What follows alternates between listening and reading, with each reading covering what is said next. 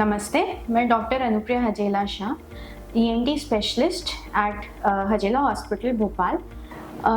कुछ कॉमन नाक के समस्याएं जिनको लेके मरीज एक ईएनटी के पास आते हैं या उनको आना चाहिए, उनमें से सबसे पहला कारण है एलर्जी। नाक की एलर्जी एक इंसान को की जीवन शैली में बहुत सारी बाधाएं डालता है, सुबह उठने से लेके पूरे दिन के खत्म होने तक। एलर्जी का इलाज कई बार पेशेंट्स अपना घर पे करते हैं, सालों साल से एलर्जी की दवाई ले लेके उसको ट्रीट कर लेते हैं, बट उसका इलाज एक प्रॉपर तरीके से होना चाहिए।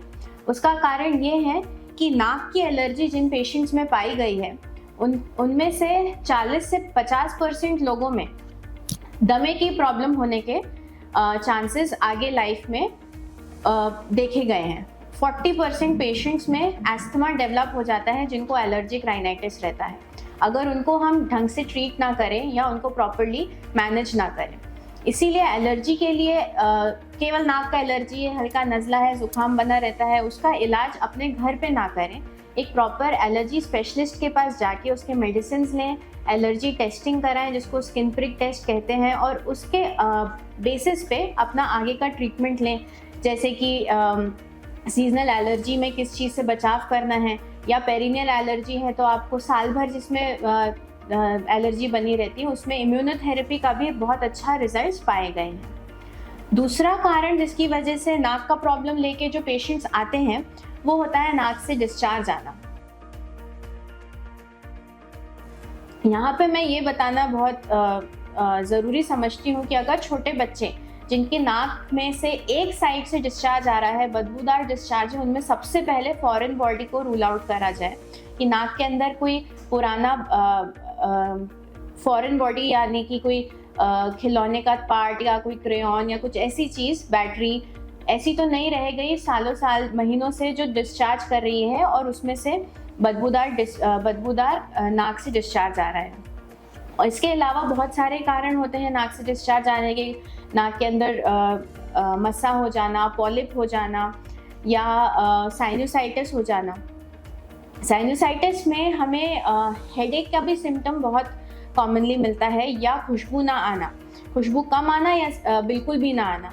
इन सारे पेशेंट्स में नाक का डॉक्टर एक ईएनटी स्पेशलिस्ट दूरबीन से जांच करके ये बता सकते हैं कि नाक का हड्डी टेढ़ा है कि नहीं टेढ़ा है, आपको साइनस में सूजन है कि नहीं है, साइनस से डिस्चार्ज आ रहा है कि नहीं, या पॉलिप्स तो नहीं बन रहे अंदर। इसी की वजह से अगर आपको थोड़े बहुत भी सर्दी के सिम्टम्स हैं तो उनको इग्नोर ना करें कि हल्की फुल्की सर्दी है, ठीक हो जाएगी। इसके लिए अपना एक ईएनटी कंसल्टेशन अवश्य कराएं। एक और कारण जिसकी वजह से आपको एक ईएनटी का कंसल्टेशन लेना चाहिए वो है घर्राटे आना और रात में नींद खुल जाना। अगर आपको ऐसा लगता है कि आपकी रात में छटपटा के नींद खुलती है, या आपका पार्टनर आपको बता सकते हैं कि इनकी रात में सोते सोते नींद अटकती है और ये छटपटा के उठते हैं, या ये बहुत ज़ोर से घर्राटे लेते हैं, ये सारे कारण हैं, तो इनको इवैल्यूएट कराना बहुत ज़रूरी है। आप शायद ऑब्स्ट्रक्टिव स्लीप एपनिया नामक बीमारी से पीड़ित हैं, जिसके बहुत सारे लॉन्ग टर्म साइड इफ़ेक्ट्स हैं, जैसे डायबिटीज़, हाइपरटेंशन, मेटाबॉलिक सिंड्रोम, वजन बढ़ना, ओबेसिटी। ये सारे कारण अगर हम समय से ट्रीट कर लें किसी ऑब्स्ट्रक्टिव स्लीप एपनिया के पेशेंट को, तो ये सारी फ्यूचर कॉम्प्लिकेशंस को बचाया जा सकता है। उसके अलावा बच्चों में भी सेम सिम्टम्स पाए जाते हैं। उसका रीज़न ये है कि नाक के पिछले भाग में टॉन्सिल के प्रकार का एक टिश्यू होता है जिसको हम एडिनॉइड कहते हैं। अगर एडिनॉइड्स का साइज बढ़ जाता है तो उसको एडिनॉइड हाइपरट्रॉफी कहते हैं। जो ये बच्चे जो हैं ये रात में आराम से सो नहीं पाते, पूरे समय मुंह खोल के सोते हैं, इनको ध्यान से देखा जाए तो ये घर्राटे भी लेते हैं, और इनके डेंटिशन मतलब दांत का जो आकार है वो भी चेंज होने लगता है धीरे धीरे।